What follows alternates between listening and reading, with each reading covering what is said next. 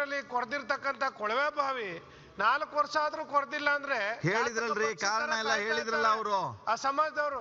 ಈಗೇನೋ ಹೊಸ ಪದ್ಧತಿ ಮಾಡಿದ್ದೀನಿ ಅಂತ ಹೇಳ್ತಾರೆ. ಬಹಳ ಸಂತೋಷ, ಒಳ್ಳೆ ಸ್ಕೀಮ್ ಅದು. ಅವ್ರ ಖಾತೆಗಳಿಗೆ ಜಮಾ ಮಾಡ್ಬಿಡೋದು.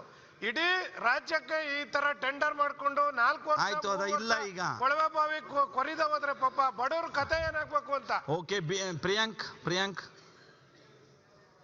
ಮಾನ್ಯ ಅಧ್ಯಕ್ಷರೇ, ಬಹುಶಃ ಮಂತ್ರಿಗಳಿಗೆ ಅಧಿಕಾರಿಗಳು ಸರಿಯಾಗಿ ಬ್ರೀಫ್ ಮಾಡಿಲ್ಲ ಅಂತ ಅನ್ಸುತ್ತೆ ಸರ್. ಮೊದಲನೇದಾಗಿ 2019 ಮತ್ತು 2020-21ನಲ್ಲಿ ಭೀಮಾ ನಾಯಕ್ ಅವರು ಒಂದು ಪ್ರಶ್ನೆ, ಬಹಳ ಪ್ರಸ್ತುತವಾದಂಥ ಪ್ರಶ್ನೆ ಕೇಳಿದ್ದಾರೆ. ಬೋರ್ವೆಲ್ ಕೊರಿಯೋದು ಬ್ಯಾಕ್ವರ್ಡ್ ಇಲಾಖೆಯಲ್ಲಿ, ಹಿಂದುಳಿದ ವರ್ಗದ ಇಲಾಖೆಯಲ್ಲಿ 84,000 ಅಧ್ಯಕ್ಷರೇ. ಅದೇ ಸೇಮ್ ಬೋರ್ವೆಲ್ ಕೊರಿಲಿಕ್ಕೆ SC/ST ಇಲಾಖೆಯಲ್ಲಿ 1.24 lakhs. ಯಾಕೆ? ಒಂದನೇದು. ಎರಡನೇದು, ಮಂತ್ರಿಗಳು ಹೇಳಿದ್ರು ಟರ್ನ್ ಕೀ ಕೊಡ್ತಾ ಇದ್ರಿ ಅಂತ. ಮೊದಲನೇದಾಗಿ ಅವ್ರು ಟೆಂಡರ್ ಕರೆದಾಗ ಕನ್ಸಾರ್ಷಿಯಂ ಅಂತ ಪದ ಇತ್ತು.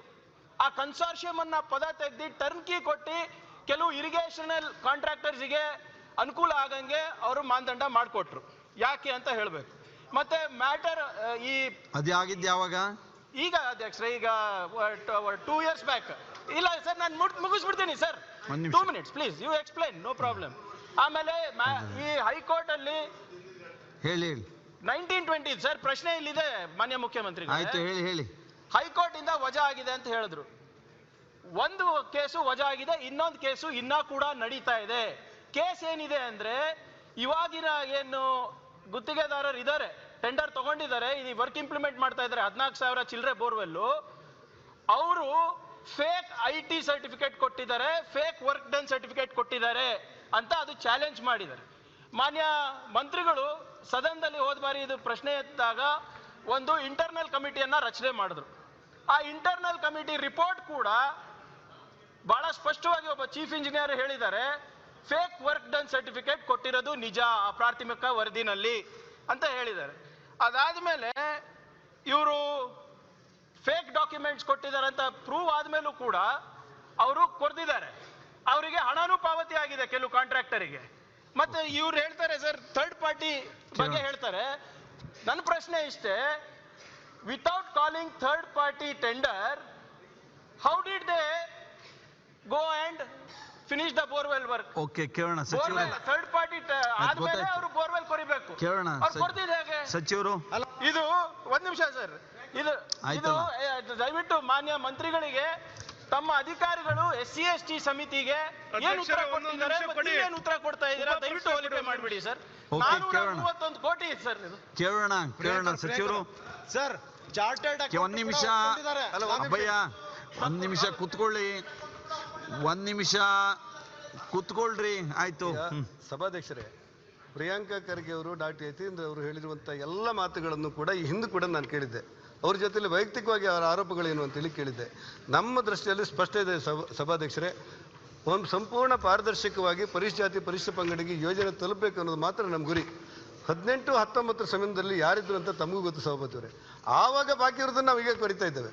ಚರ್ಚೆ ಇರೋದಿಷ್ಟೇ, 14,000 ಕೊಳವೆ ಬಾವಿಯನ್ನು 19-20-21 ಸಾಲಿನಲ್ಲಿ 431 ಕೋಟಿ ರೂಪಾಯಿಯಲ್ಲಿ ಯೋಜನೆಯನ್ನು ಅನುಷ್ಠಾನ ಮಾಡಬೇಕು ಅನ್ನೋದು ಮಾತ್ರ ನಮ್ಮ ಜವಾಬ್ದಾರಿ. ನಾವು ಟರ್ನ್ಕೇರಿ ಮಾಡಿರುವಂಥದ್ದು ಹಿಂದಿನ ಪ್ರಸ್ತಾಪ, ಅದನ್ನು ನಾವು ಟರ್ನ್ಕೇರಿ ಯಾಕೆ ಒಬ್ಬನೇ ಯಾರು ಕೊಳವೆ ಬಾವಿಯನ್ನು ತೋಡಿರ್ತಾನೋ ಅವನೇ ಮೋಟ್ರನ್ನ ಮತ್ತು ವಿದ್ಯುತ್ತನ್ನು ಕೊಡುವಂತ ಜವಾಬ್ದಾರಿಗೆ ಅನುಗುಣವಾಗಿ ಹಿಂದಿನ ಪ್ರಸ್ತಾಪ ಅಂದ್ರೆ ಹಿಂದಿನ ಸರ್ಕಾರದ್ದು, ಹಿಂದಿನ ಮಂತ್ರಿದು. ಹಿಂದಿನ ಮಂತ್ರಿದಲ್ಲ, ನೀವು 18 ಹಿಂದಿನ ಸರ್ಕಾರ ಅಂದ್ರೆ ಈಗ ನಾನು ಮಂತ್ರಿ ಆಗ್ತೀನಿ. ಹಿಂದಿನ ಮಂತ್ರಿ ಅಂದ್ರೆ ಹೇಳಿ. No no please specify. ನಾನು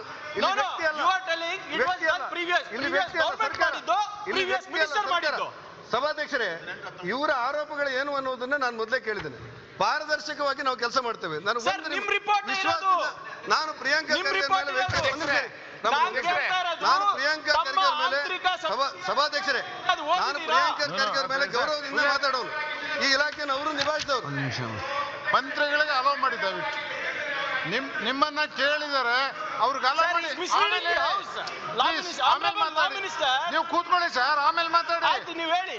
ಮಿನಿಸ್ಟರ್ ನಿಂತಿದ್ದಾಗ ಸೌಜನ್ಯ ಕೂತ್ಕೊಳ್ಳಿ. ಹಿಂದಿನ ಸರ್ಕಾರ ಅಂದ್ರೆ ನಾನು ಆಮೇಲೆ ಕೇಳಿ, ಅವ್ರು ಉತ್ತರ ಹೇಳಕ್ ಬಿಡಿ.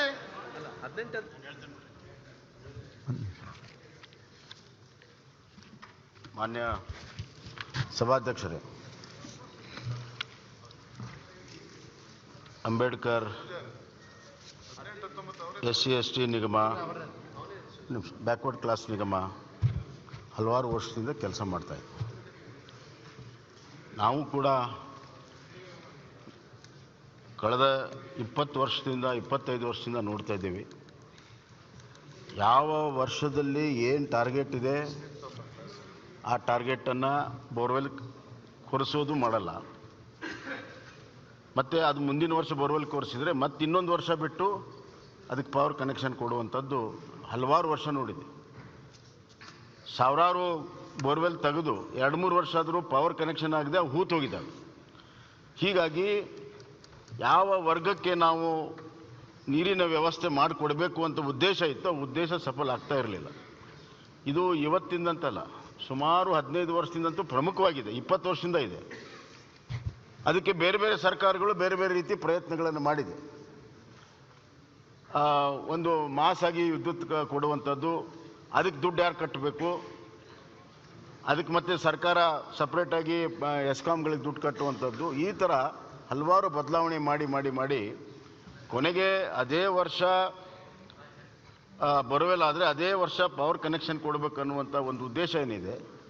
ಅದಕ್ಕಾಗಿ 18-19ಕ್ಕೆ ಮತ್ತು 19-20ಕ್ಕೆ ಯಾರು ಬೋರ್ವೆಲ್ ಕೊರಿತಾರೆ ಅವ್ರಿಗೇ ಪಂಪ್ ಕೊಡುವಂಥದ್ದು ಮತ್ತು ಪವರ್ ಕನೆಕ್ಟ್ ಮಾಡುವಂಥ ಒಂದು ಚಿಂತನೆ ಮಾಡಿ ಅದು ಮಾಡಿದ್ದಾರೆ. ಅದರಲ್ಲೇನು ತಪ್ಪು ಅಂತ ನಾನು ಹೇಳಲ್ಲ, ಯಾಕಂದರೆ ಹಿಂದಿನ ಅನುಭವದಿಂದ ಅವ್ರು ಮಾಡಿರೋದು. ಈ ಮಧ್ಯೆ ಏನಾಗಿದೆ, ಕೆಲವರಿಗೆ ಹಿಂದಿನ ಪದ್ಧತಿ ಭಾಳ ಅನುಕೂಲಕರ ಆಗಿತ್ತು. ಬೋರ್ವೆಲ್ ತೆಗೆಯುವಂಥ ಕಂಪ್ನಿಗಳಿಗೆ ಕೆಲವ್ರಿಗೆ ಅನುಕೂಲ ಆಗಿತ್ತು, ಇಲೆಕ್ಟ್ರಿಕಲ್ ಕಾಂಟ್ರಾಕ್ಟರ್ಸ್ ಕೆಲವು ಅನುಕೂಲ ಆಗಿತ್ತು.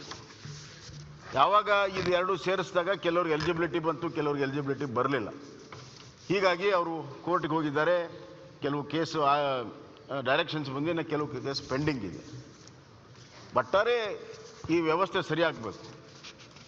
ಒಂದು ಬೋರ್ವೆಲ್ ಕೊರೆಯುವಾಗ ಆ ಪ್ರದೇಶದ ಒಂದು ಭೌಗೋಳಿಕವಾದಂಥ ಸ್ಥಿತಿಗತಿ ನೋಡಿ ರೇಟ್ ಕೂಡ ಫಿಕ್ಸ್ ಆಗ್ತದೆ.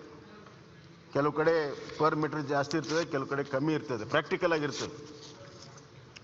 ಒಟ್ಟಾರೆ ಯಾವುದೂ ರೀತಿ ತಾರತಮ್ಯ ಆಗದಂತೆ ನಿಗದಿತ ಗುರಿಯನ್ನು ಈಗ ನಾವು ನೋಡಿಬಿಟ್ರೆ ಹಲವಾರು ವರ್ಷದ ಗುರಿನ ನಾವು ಇನ್ನೂ ಮುಟ್ಟಕ್ಕಾಗಿಲ್ಲ. ಅವ್ರು ಹೇಳಿದರು 18-19 ಈಗ ಕೊರಿತಾ ಇದ್ದೇವೆ. ಆದ್ದರಿಂದ ಈಗ ಒಂದು ವ್ಯವಸ್ಥೆ ಬದಲಾವಣೆ ಆಗಿದೆ. ಡೈರೆಕ್ಟಾಗಿ DBT ತುಂಬುವಂಥ ಯೋಜನೆ ಈ ವರ್ಷ ಬಂದಿದೆ. ಆದರೆ ಹಿಂದಿಂದು ಯಾವ ರೀತಿ ನಿಭಾಯಿಸಬೇಕನ್ನುವಂಥದ್ದು ಇಲ್ಲಿರುವಂಥ ಪ್ರಶ್ನೆ. ಈ ಬದಲಾವಣೆಯ ಕಾಲದಲ್ಲಿ ಕರೆಕ್ಟಾಗಿ ಸೂಚನೆಗಳನ್ನು ಕೊಟ್ಟು ಆ ಬೋರ್ವೆಲ್ಗಳನ್ನು ಕಾಲಮಿತಿಯಾಗಿ ಮಾಡುವಂಥ ಕೆಲಸ ಮಾಡಬೇಕಾಗಿದೆ. ಈ ಮಧ್ಯೆ ಕೋರ್ಟ್ ಡೈರೆಕ್ಷನ್ಸ್ ಇದೆ ಮತ್ತು SC/ST ಕಮಿಟಿ ಕೂಡ ಇದರ ಬಗ್ಗೆ ಸಂಪೂರ್ಣವಾದಂಥ ಎಲ್ಲ ಅವ್ರಿಗೆ ಮಾಹಿತಿನೂ ಇದೆ ಮತ್ತು ಕೆಲವು ಡೈರೆಕ್ಷನ್ಸ್ ಕೂಡ ಅವ್ರು ಕೊಟ್ಟಿದ್ದಾರೆ. ಒಂದು ನಿಮಿಷ ಅಲ್ಲ, ನನಗೆ ಅರ್ಥ ಆಗ್ತಾಯಿದೆ, ನಾನು ಎಲ್ಲಿಗೆ ಬರ್ತಾಯಿದ್ದೀನಿ ನಿಮಗೂ ಗೊತ್ತಾಗ್ತಾಯಿದೆ. ಹೀಗಾಗಿ ನಾನೇನು ಹೇಳ್ತೀನಿ ಅಂದರೆ, ಇದನ್ನು ಎಲ್ಲ ವಿಚಾರಗಳು ಇನ್ಕ್ಲೂಡಿಂಗ್ ಕೋರ್ಟ್ ಆರ್ಡರ್ಸು, ಅವ್ರ ಕಮಿಟಿ ರಿಪೋರ್ಟು, ಇಲಾಖೆಯ ವರದಿ, ಇವೆಲ್ಲವನ್ನು ತಗೊಂಡು ಇದರಲ್ಲಿ ಒಂದು ಸ್ಪಷ್ಟತೆಯನ್ನು ತಂದು ಯಾವುದೇ ಗೊಂದಲ ಏನಿದೆ, 2-3 ಪ್ರಕಾರದ 3-4 ವರ್ಷದ ಗೊಂದಲ ಏನಿದೆ ನಿವಾರಣೆಯನ್ನು ಮಾಡಿ ಇದೇ ವರ್ಷ ಬಾಕಿ ಇರುವಂಥ ಕೊಳೆ ಬಾವಿಗಳನ್ನು ಕೊರೆಸುವಂಥದ್ದು ಮತ್ತು ಪವರನ್ನು ಕನೆಕ್ಟ್ ಮಾಡುವಂಥದ್ದು ಮತ್ತು ಈ ವರ್ಷ ಏನು ಸ್ಯಾಂಕ್ಷನ್ ಆಗುತ್ತೆ DBT ಕೊಡುವಂಥದ್ದು ಮಾಡೋಣ. ಈ ಮಧ್ಯೆ ಮಳೆ ಎಲ್ಲ ಕಡೆ ಬಂದಿದೆ.